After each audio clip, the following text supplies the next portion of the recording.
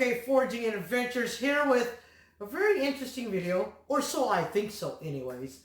So, a little while back, well earlier today actually, I was preparing some meals for a hike and camp trip that I have coming up.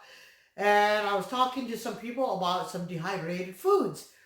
And, well, you know, a lot of people buy Mountain House or Peak or something like that. Well, you know, when you travel and you want to do a lot of stuff, you got to be budget friendly.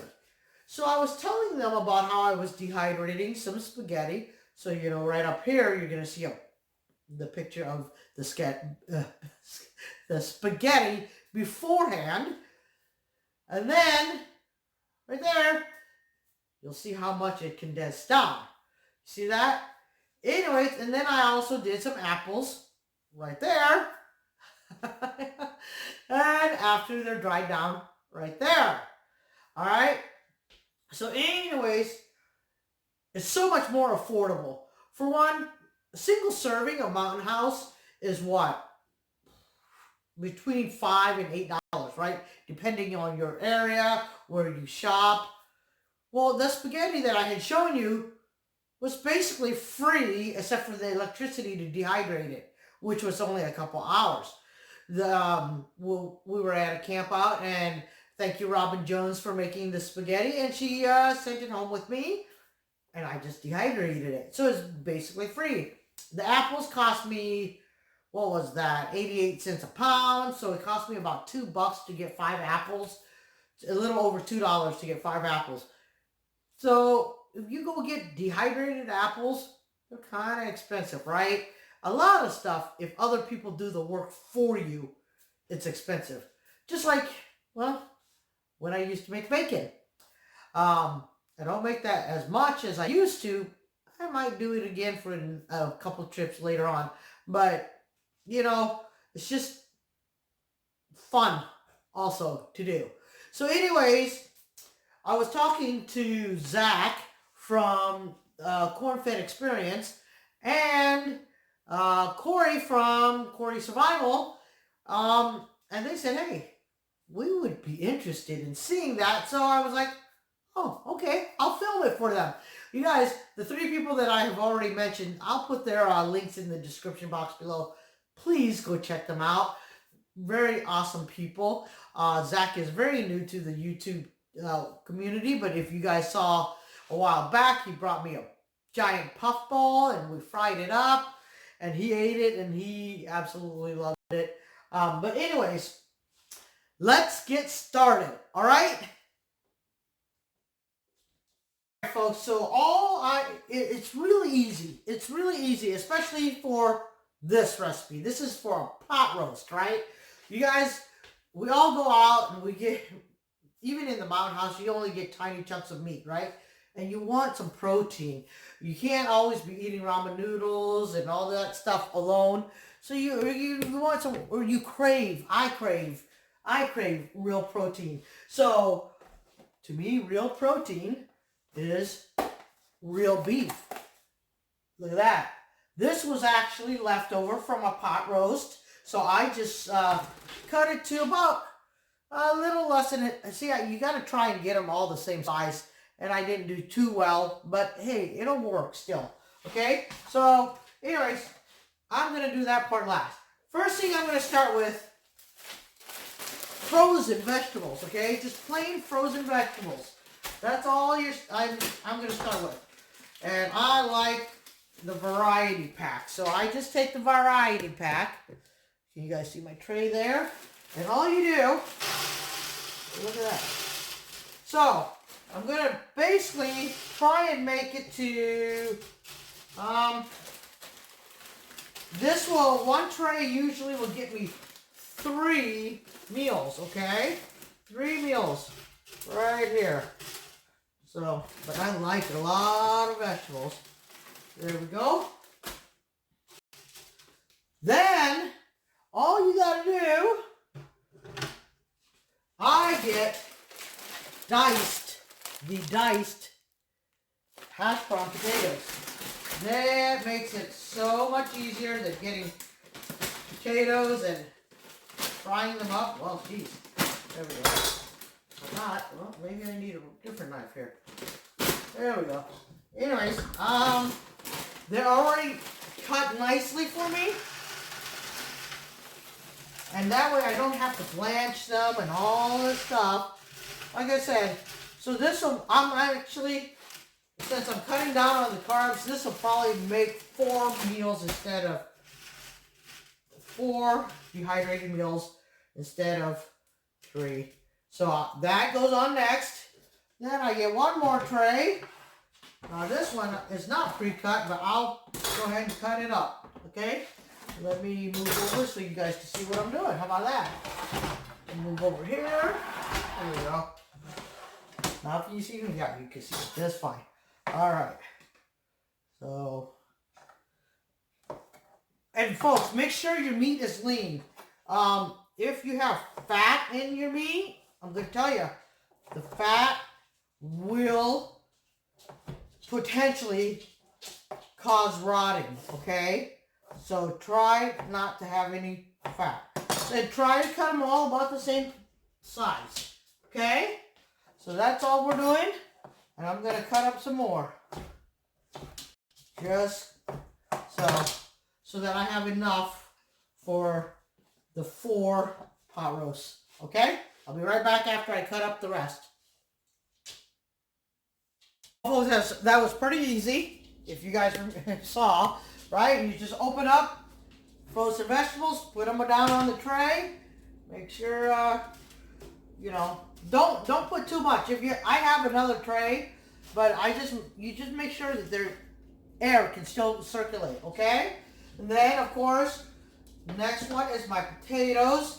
Now, there's a reason why I'm going the way I am, too. So, the meat needs to be super dry. And since air rises, the heat rises, the top will get dried faster. If you guys didn't realize. It's because it comes up like this and all around. So, that's why I put the meat on top. Okay? And the reason why I cook the meat ahead of time is because if you don't cook it ahead of time, then it's just jerky, right? And you're not making jerky, you're dehydrating a meal. So everything will basically dehydrate and it's a meal. Okay, so my meat is already nicely pre-seasoned. I don't eat a lot of salt, so there's not a lot of salt on there. And then when I rehydrate it, when I get ready to cook it, I'll add my own little packet of seasonings that I usually make up for my trips. Okay? So all you do, put your lid on and turn on the machine. And then I'm going to come back and show you guys what everything looks like in a few hours here. Alright? Oh, by the way, I did set it to 140. I set it to 135 degrees. Because everything's already pre-cooked. We're just drying it out now, okay? So if you were making jerky, you may go to a higher heat to kind of cook it, right? So I am not cooking anything. I am just dehydrating it because basically everything's cooked and then will be recooked later on. All right, I'll come back and I'll show you guys how well this turns out. Well, folks, in just a few short hours, I think 2.5, maybe 3 hours, it's done. Let me take you closer and you guys will see how done it is, okay? Alright guys, so I actually let this sit here for about 10-15 minutes so that it can cool off. You cannot and should not ever bag this up when it's warm. So I'm going to show you how I divide these up. I already went ahead and made up 3-quart bags. I've labeled and dated them so that way I know exactly when this batch was done. So I'm going to take you to the other side and you're going to see how I divvy them up. Alright? Alright, so I already started off by taking the vegetables, and this is actually the hard part, is trying to keep them from falling all over the place right here. But anyways, I got them all on my cutting board. And on my cutting board, the reason why I'm using it it actually has a lip so that it keeps everything in here. So that's why I'm using this cutting board. I guess you guys could use a bowl if you have a big enough bowl to maybe just flip the whole thing onto it. That would have been awesome, or a big plate. But so anyways, I just sit here and basically get each and every single one apart. And there they are, right? Anyways, I'm not going to get all scientific and weigh it out. I'm just going to pile it up and look, right? Now, I look at it, and don't forget it's dehydrated, so all you do is do like that and kind of just, you know, I'll take that from there, and you just kind of look. I'm going to do them I was going to do them in 4s, and I might still do them in 4s. I don't know for sure yet. I got to look at this, and then I got to look at the potatoes. Yes, 4 is going to work better. So that makes it even easier when you take it and divide it in half, right? And then you divide it in half again. All right? Just like that. And then just kind of do your best. You're eyeballing, even it out as much as you can. That's all you're doing. Okay? And then you get your baggies that are already pre-made right there. And just put them in.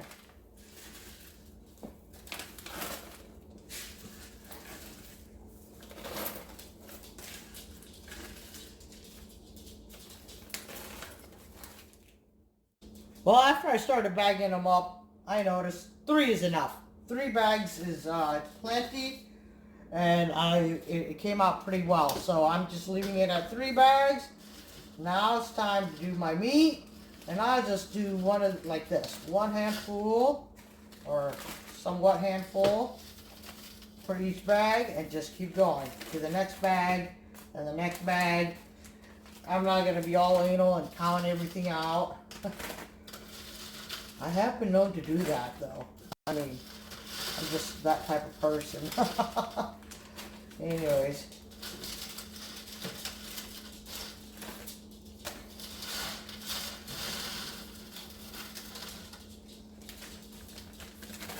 And it doesn't matter if it's one bag gets more of something than the other. It really doesn't. It all is going to rehydrate and go into your tummy no matter what. So.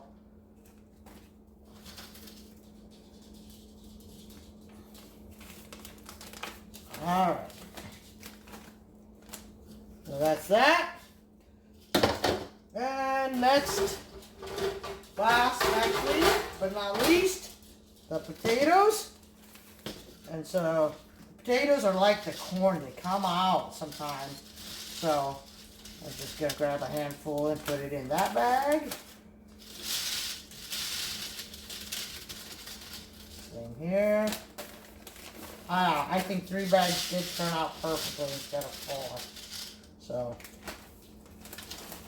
yep. Anyways, you guys get the gist of this. I'll be right back. Well, folks, I hope you guys enjoyed the video so far, but it was pretty easy, right? I'm actually taking these down to Kansas. I'm going to do a solo overnight, and then 2 more nights with, I think, some friends, I hope, anyways. But marked, ready to go, see how small it is and stuff. I mean, so and that's 3.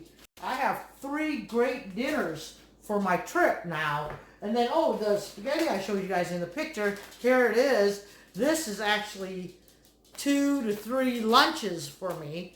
So, and then here's my apples. That's a great trail snack, and you know, since I should have gotten the green granny apples. Yeah, that's nice and tart and less sugar. But when I'm out hiking into the spots and stuff like that, and exploring the area and stuff, I am gonna want some carbs and stuff like that to help me, you know. But anyways, yeah, folks, see how easy that was. Like I said, Robin's link will be in the description box because she gave me the spaghetti. Corey and Zach, they were the ones who wanted to see this video or wanted me to make a video. Their links will be in the description box also. Folks, it's nice and easy. And you know what? It's inexpensive. I mean, if you have leftovers, chili, whatever, just dehydrate it. And there you go. And now, so here's what I do caution. If you do dehydrate it, like for a long time, throw it in the freezer, okay? Throw it in the freezer. Then when you're ready to go, just bring it out and go ahead and just set it in your dehydrator for a few minutes to get whatever moisture may have collected in the bag itself. And so that's one thing I suggest. But usually when you're going out, you're going to use it right away. It's not going to like grow a lot of bacteria in that short of time.